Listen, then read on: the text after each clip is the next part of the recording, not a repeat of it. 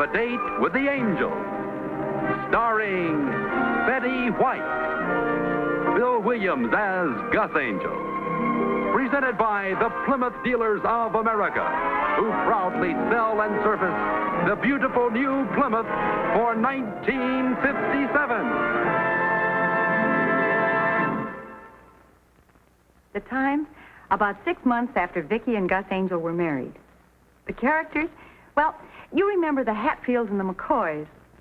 The plot, love thy neighbor.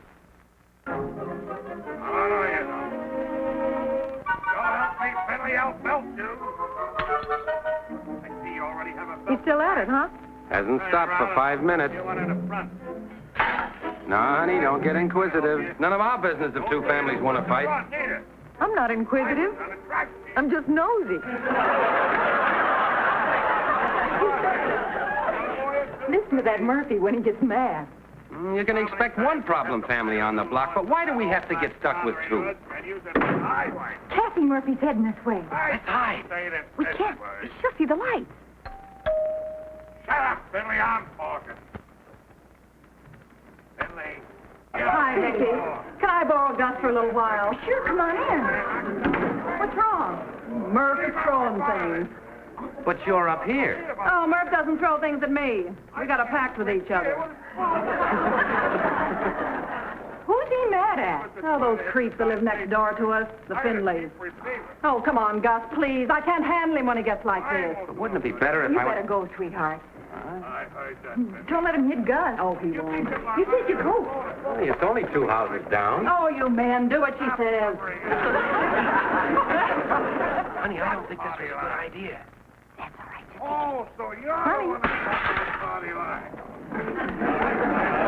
Come on. He's wrecking my kitchen. You can neck later. Don't you get mad. Send the flowers. All right. Get legal about it. Go ahead. I got a lawyer, too, Billy. How many times do I have to... Mrs. Angel, You're silly. may I come in? Yes, come in. What is it, Mr. Finley? I came to ask a favor, Mrs. Angel. Why did you come in that way? To ask a favor. I know, but... Well, how can I help you, Mr. Finley? It's about Mr. Finley. I see. He's terribly upset. I've never seen my boy like this. Oh, your boy. The bald-headed one. He was angry once before when he was 37. At that time, I put it down to immaturity. Someone coughed on his backswing. Oh. Does your son play golf? My husband's playing tomorrow with his boss. What's that got to do with it? Well, I thought... What do you want me to do, Mr. Finley? Just come over and talk to him. But your son hardly knows who I am. He trusts you. Me? You're the only one on the whole block he does trust. That hardly gives me the right to interfere. It's the nicest thing he said about anybody since the Depression. Well, as soon as my husband gets back... He needs you now. All right, I'll go with you. Please hurry. Would you write, I'll be right back on that paper, Mr. Finley?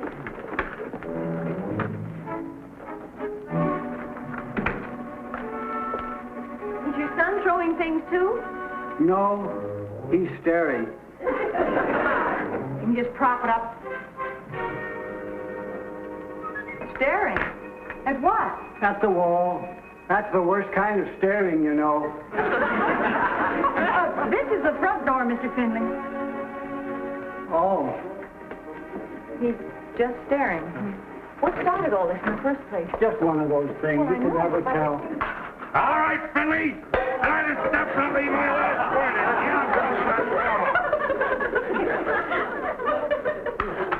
Mr. Finley, this is the ultimatum. Well, guess I won that one. Oh, hi, lover. It's okay, Gus. Storm's over. Hiya, Gus. Hi, Murph. Here, let me do that. You must be pooped. Yeah, I am. This one ran kind of long. I guess I blew my top. So I see. Well, I guess you won't be needing me anymore. Oh, well, stick around. We don't want him to think I slipped my trolley, do we, lover? Wayne, it's none of my business. Now, stick around. Let me show you how it works. You see, me and this Finley character next door had some words. So instead of pelting him, I come home and do this. Make sense? Oh, sure. Yeah, you see, that way Murph lets off steam and nobody gets hurt. Well, Vicky's all alone up there, and I Well, got. maybe I shouldn't have run for Gus, but I couldn't turn you off. Usually he doesn't get past the cups and saucers. But, lover, you did it for me. No, stick around. Let me put on a pot of coffee, right? Well, I don't think the pot will stay on the stove. Isn't that beautiful? That was Finley, and I kicked his teeth in. Does look a little like him at that. Oh, I think you broke his nose, too. Yeah, that big interfering nose. Well, I better be running along. Oh, I'm sorry to disturb you, Gus, but this one was really a Lulu. Hey, Gus, Yeah? do you know what that egghead said to me? Who? Finley. He had the nerve to offer me his professional services free. He did? Well, I don't blame you for blowing your stack. What professional services? What does he do? No, he's a professor of psychology. Lover. Say, why don't you go down to Vicky's and Gus's and have a cup of coffee? Oh, yeah. Oh, well, thanks for asking me. Serve the coffee in tin cups. I'll be okay, Cassie, as long as I don't see Finley. Well, thanks again, Gus. Bye. So long. Bye, lover. Bye, sweet.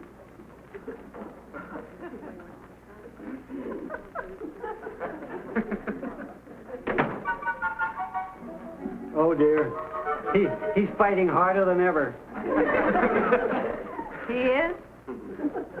Who is he fighting with? Himself. Well, I really don't see what good I can do, Mr. Finley. He likes you, Mrs. Angel. Try to make him talk.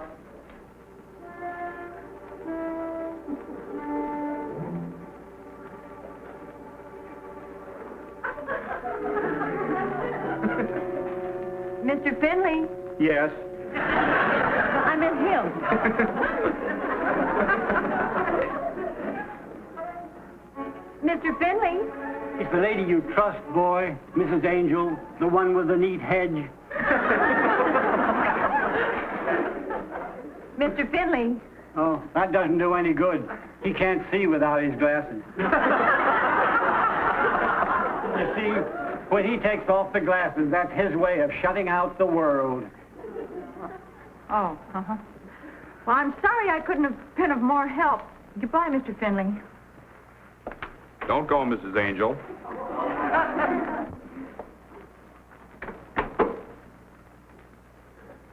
Are you all right now, Mr. Finley? Never felt better in my life.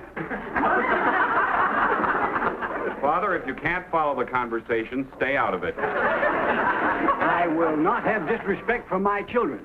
Go to your room. He was really very worried about you. I'm sorry, Father. It was very nice of you to concern yourself over our problem, Mrs. Angel, but I think I have it all worked out now. That Murphy person is a throwback. Well, I'm glad it's all settled. I'm glad you agree. If you asked me, they wouldn't let him in the ape house at the zoo. Finley, I'm sure they would. No, only a throwback like Murphy would cause such a commotion over a simple thing like Father running across his lawn. He runs across his lawn? With the car. Father has difficulty backing out of the driveway. That's because you don't put the wheels straight when you put the car in the garage. You're supposed to turn the wheels, Father. Automobiles don't run on tracks. At any rate, this Murphy and I had a complete discussion. But the man's so illiterate that I offered him my professional services. What kind of services? What do you do, Mr. Finley? I'm retired. You asking me, Father. I'm a professor of psychology. I see. Well, I really better be running along now. I'll escort you home. Oh, no, no, that's not a bit necessary. Thank you. I just lived down... Well, I don't see why you... Come on in, Murph. Vicky! Vicky, honey, I brought Murph back with me. That's funny. She doesn't seem to be here. Oh, here's a note. What do you make of this? I'll be right back on that paper, Mr. Finley. If it's got anything to do with the Finleys, it ain't supposed to make sense. You don't blame me for getting mad, do you, Angel? Oh, of course not, Murph. Well, I'm glad to see it my way. Every day, regular as clockwork, the old man is back across my lawn, and when I yell at him, he tells me to go to my room.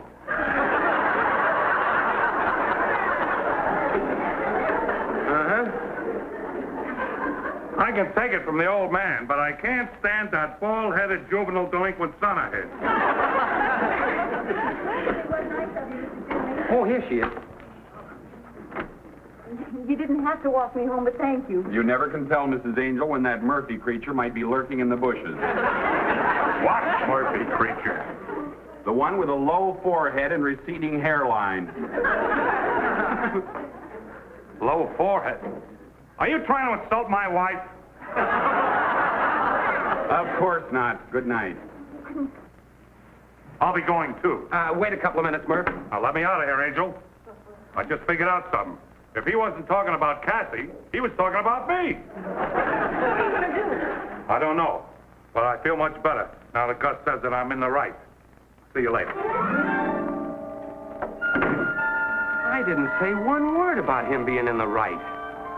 Whatever we do, sweetheart, let's keep out of it. Oh, you're right, honey. Let's stay away from those people. All I ask is that they stay away from me. They'd better. What time is Mr. Henshaw coming by for you in the morning? Well, being the boss, he's got it all figured out. He's going to pick me up at 6:30 because he wants to tee off at 7. Uh-huh. And then when you bring him back here for lunch, I'll have the Murphys and the Finleys here, so all 7 of us can sit down to eat together.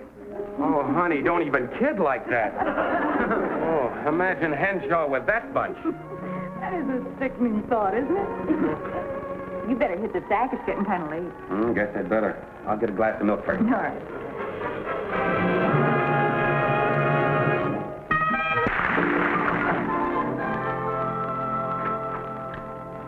Cassie. Good morning, dear. What is it, Cassie? Well, I thought you'd like to see some of the work that Murph's been doing this morning. Oh, no. I hope you're proud of yourself, dear. Me? Nice to know which of your friends runs around calling your husband a throwback. Cassie, I did no such thing. Oh, come off it. Well, I didn't. Oh, I suppose you weren't at the Finleys last night.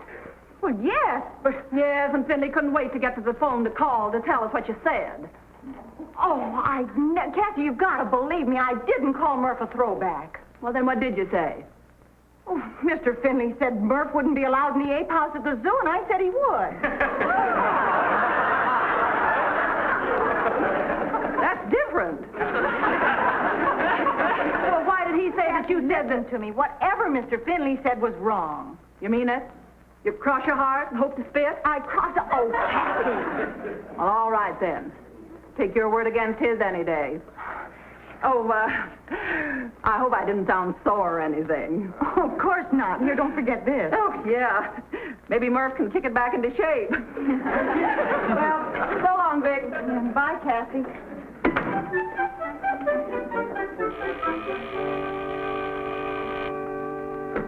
Hello? Oh, Murph. No, Cassie just left. While I have you on the phone, I want you to know that what Cassie said, Mr. Finley said, I didn't say at all. Well, let me put that another way. I did not call you a throwback. Well, no, I wouldn't want to call him a liar. Good. As long as you understand. Fine. Goodbye, Murph.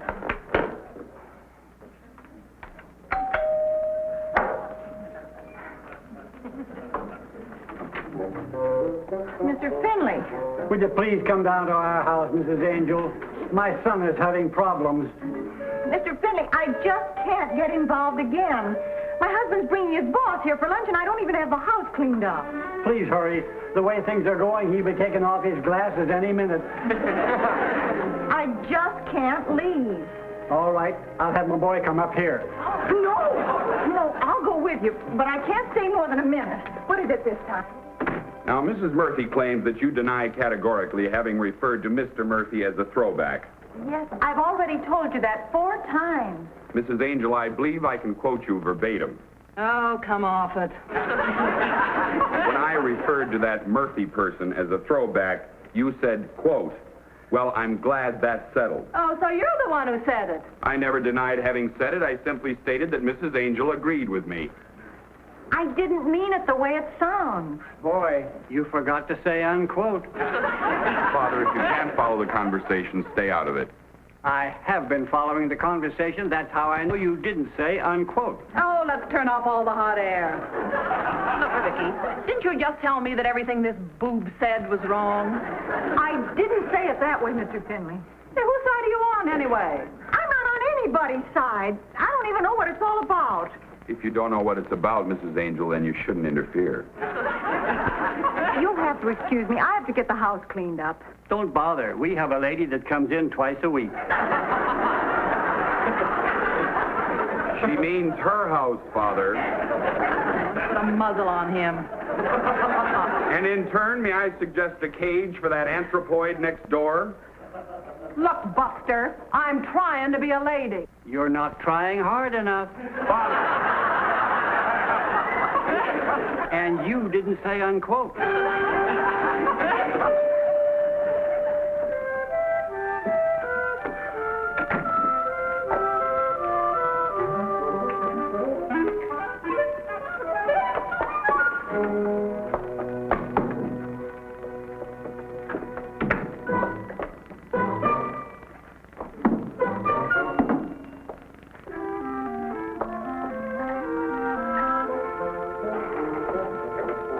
Come right in, Mr. Henshaw. Why, Vicky's done wonders with this place. Oh, See, you still got the elephants. we do? Oh, we do? We wouldn't be without them, sir. Yes, I picked them out myself. Well, look who's here, one of my favorite people. Hi. How's the bride? Bride, we've been married 6 months. How was the golf game? Oh, Gus beat me in spite of himself. I'm afraid lunch isn't going to be very fancy. I've had several interruptions. Well, you don't have to get fancy for me. I'd like to wash up if you don't mind. Oh, surely help yourself. Thanks. I'm sure glad you thought of the elephants. I wasn't sure for a minute whether the Henshaws were the elephants or the horses. You better get dressed, honey. I'll be right with you. I'll get things ready out here. Hi. We'd like to see Mrs. Angel. Can't you come back some other time? We have company. I don't see nobody. I must speak to Mrs. Angel. I understand that she's been libeling me. But then my information came from a fairly unreliable source.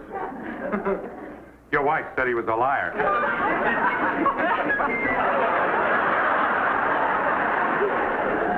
Vicky, will you please come here?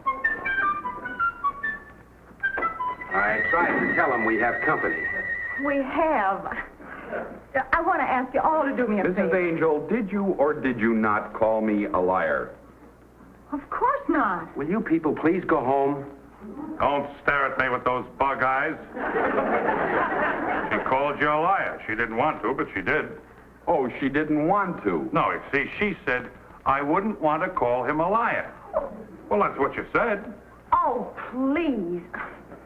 My husband's boss is in the other room, and it'd be very embarrassing if he came out here and found us in the middle of a neighborhood squabble. I thoroughly understand. We'll wait till he leaves. Oh, can't you see Vicky's on the hook? We'll just forget the whole thing, Vicky. Oh, thanks, Kath. Well, so long, folks. Come back later. Well. Am I intruding? They're just some neighbors of ours, sir. They were just leaving. Oh, nonsense. Don't let me interfere with your plans. My name's Henshaw. Mr. Finley, Mr. and Mrs. Murphy, Mr. Henshaw. We was just leaving. You was? I mean, don't leave on my account. No, don't do this sort of thing to me, Gus. I like to feel that I'm included among your friends. Well, they're just a lot of... come on in and sit down. Mr. Henshaw? Thank you.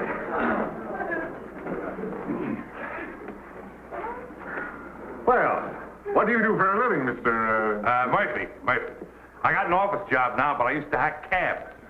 That's a very expressive term, to hack. You know, we have a phrase in the insurance business that, weren't there three of you?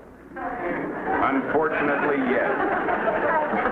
Has Mr. Henshaw seen what you've done to the patio, darling? I don't believe he has. Don't sit way over there. Come over here. Join the conversation. Thank you. There is a small matter in which I'd appreciate your cooperation. Gus put in 20 new flagstones, Mr. Henshaw. Well, we've got to look at that. Now, this is just a hypothetical case, mind you. Oh? That patio was a real backbreaker, sir.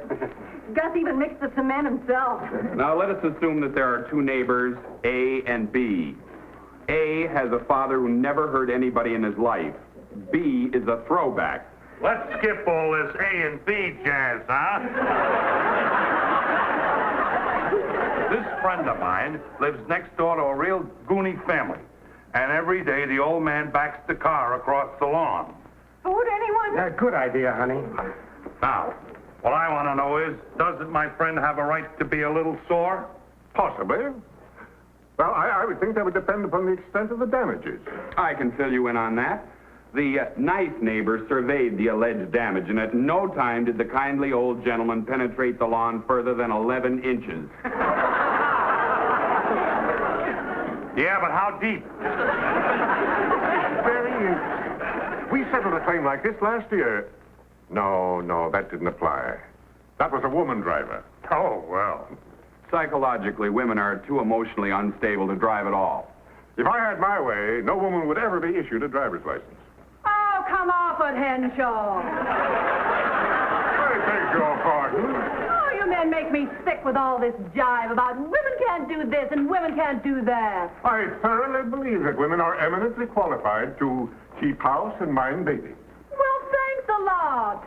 All you men do is play golf and chase secretaries. I resent that, Mrs. Finley. Murphy's the name. Finley, Murphy, whatever the name. I still resent it. All right, now, lover, don't get hot. Don't get hot. Here we are. All through history, women have proven to be social inferiors. Oh, dry up. Facts are facts. Women are not reliable risks. They're not built right to do anything sensible. Oh, how stupid can you get? Why, during the war, women had to run streetcars and rivet airplanes and hack cabs and work in shipyards and drive trains and join the wax and the wave. They were built right for that. Vicky! Yes, and the men got back just in time to keep the country from falling apart. Oh, why don't you put on a muzzle? Yeah! You talk just like my wife. They're all the same. Men have one-third the brains of women, and you come back here. That's probably the police. Look here. Oh, you men make me... I have the statistics to prove it. Well, Mr. Finley! Mr. Finley! What is it, Father? Well, Father? The car is stuck out in the alley. Have you been driving around the block again? No. Then how did the car get stuck in the alley? I backed it through the garage. Well, let's get that taken care of, and then we can come back and finish where we left off. Oh, there's the car and back to his garage. How about the lawn? Not only the garage. Mr. Henshaw, I really don't know how to apologize, sir. I'm so sorry for what I said. Sorry?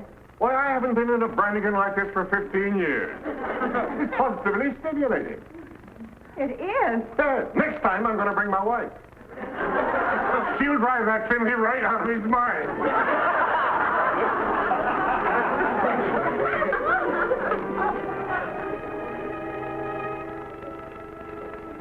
What did I do to deserve that?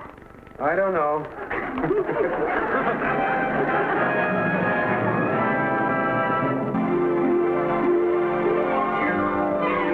Got a date with an angel, gonna meet her at 7.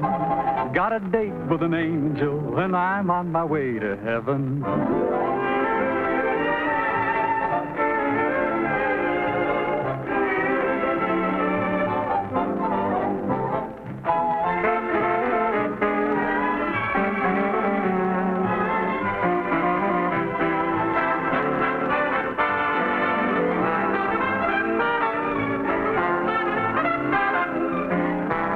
Ladies and gentlemen, your Plymouth dealer invites you to watch the Lawrence Welk Top Tunes and New Talent program Monday evenings on this same network.